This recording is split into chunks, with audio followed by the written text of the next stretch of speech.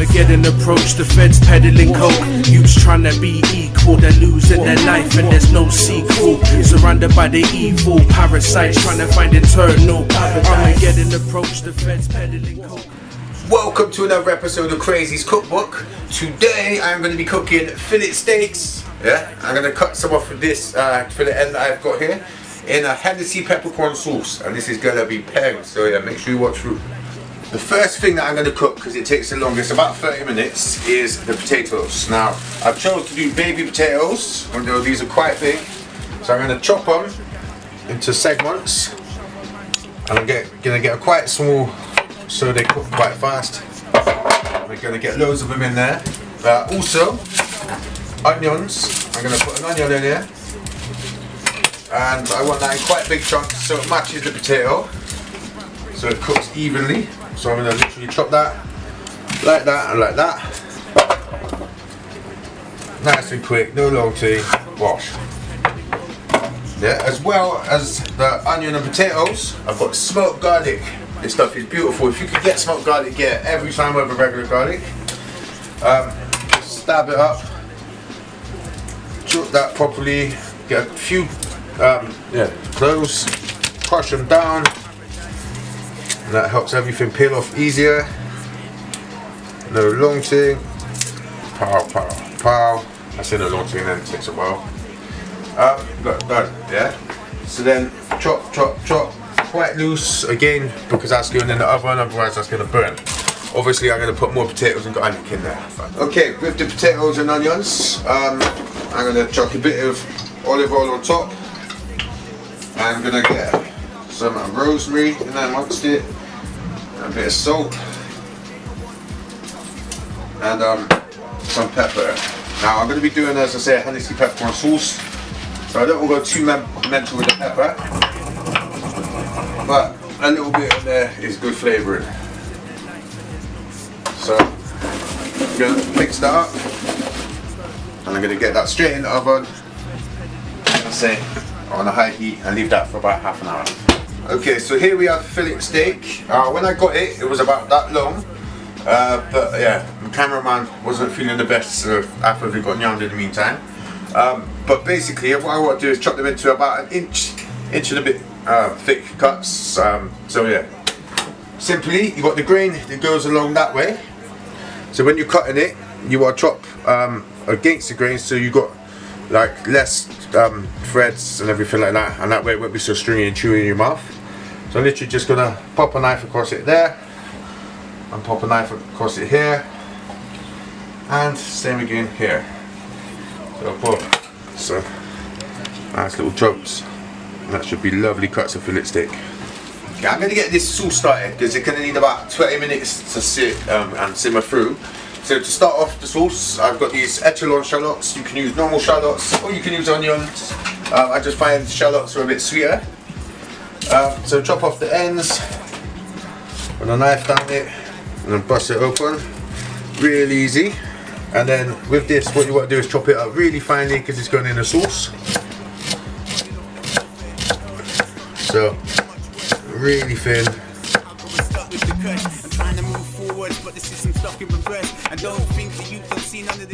Okay, now with the sauce, I want to get a nice lump of butter in there, probably about 40 grams, but I go by eye. So I'm going to slap that in there, as well as these shallots.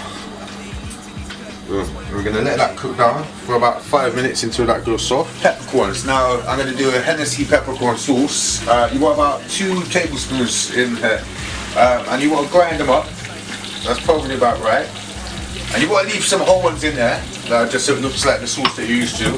But you want to make sure you smash up a bit. So look, the consistency is mixed up, and I put a few more whole peppercorns on top, just for the look. But yeah. Right, this is cooking through. When that butter's melted, it will be there, but that is looking nice and soft. So now, at this point, I'm going to add the peppercorns.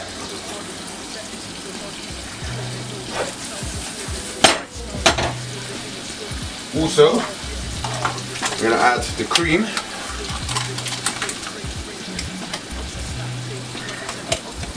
I go for a double cream.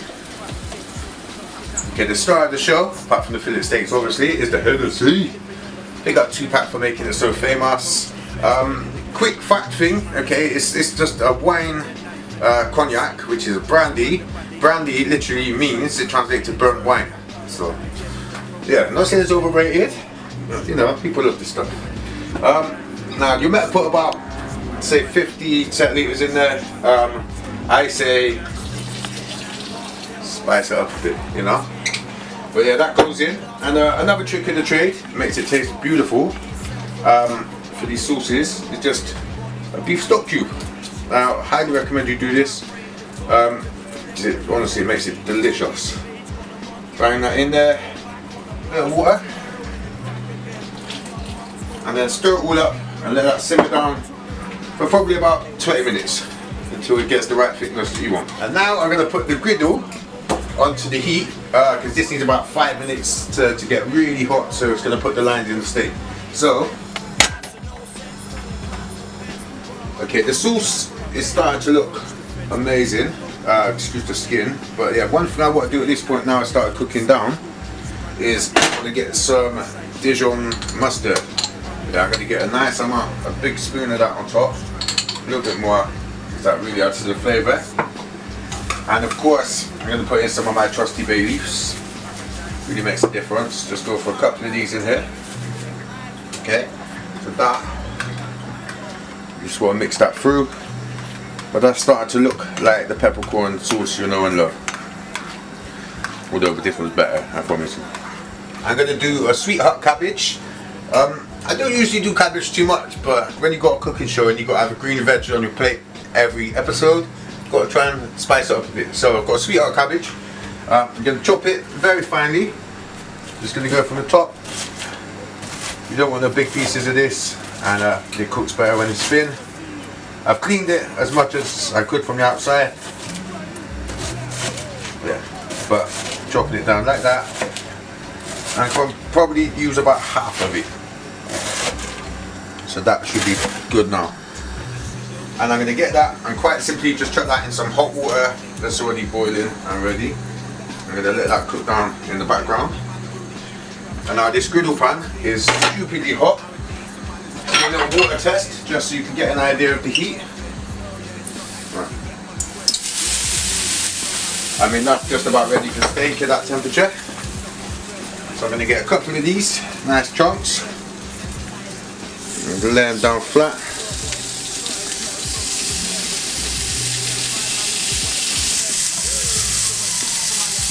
I got these honey drop vine tomatoes. Basically orange fancy tomatoes, any tomatoes will do. I'm going to chuck in some rosemary and some olive oil, like so, and I'm going to chuck that in the oven. The potatoes are coming along nicely as well, but not quite ready. Now the steaks, you can see on here, if you have a look, it's starting to cook around the bottom. I want that line to raise up a little bit, so I'm probably going to cook these about 6 minutes on one side and about 4 minutes on the other. So it's going to be very good, very nice.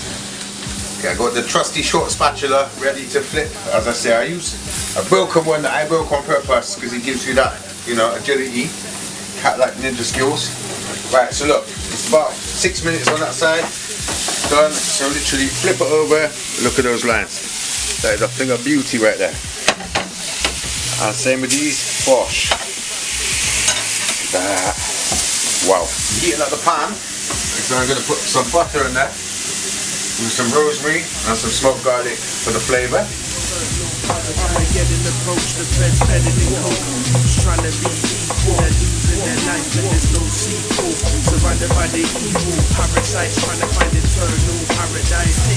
Okay, so garlic, I'm going to put in the pan.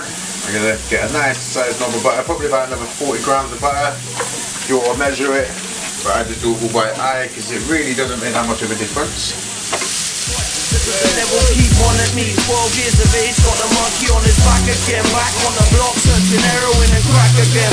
Young mums going work, still get deeper in there. No man took their own lives, they can't deal with the stress. Okay, and now we've done the other side for 4 minutes on here. and it's looking beautiful. So I'm going to transfer that over to there, which is on a low heat, and the garlic is just softened down in the butter. So I'm going to then spoon the garlic butter over the top of this, and that will taste phenomenal.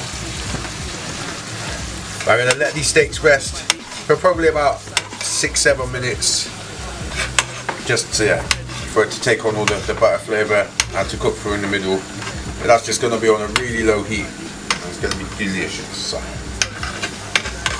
the cabbage will be cooked through now, so I'm going to literally drain that off, and to give the cabbage a bit of flavour now I've drained it off, I'm going to get some of the garlic butter.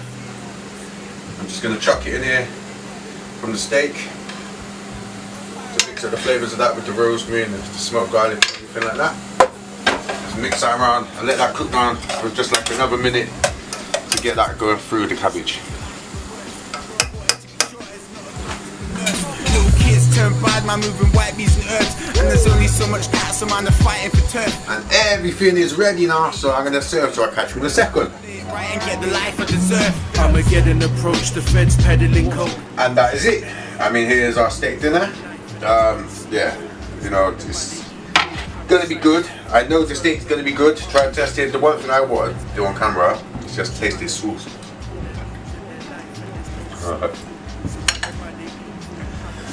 Look, all I'm saying is never, ever, ever, ever buy packet sauce again. Try this, it's a game changer. That is honestly better than anything you're going to taste in a long time. Now I'm just going to tuck in, but in the meantime, like and subscribe so you see all future videos. Check out some of the other ones we've done. But yeah, basically look, that's how you do a perfect fillet steak. Blimey, innit? I'm gone. See you next time.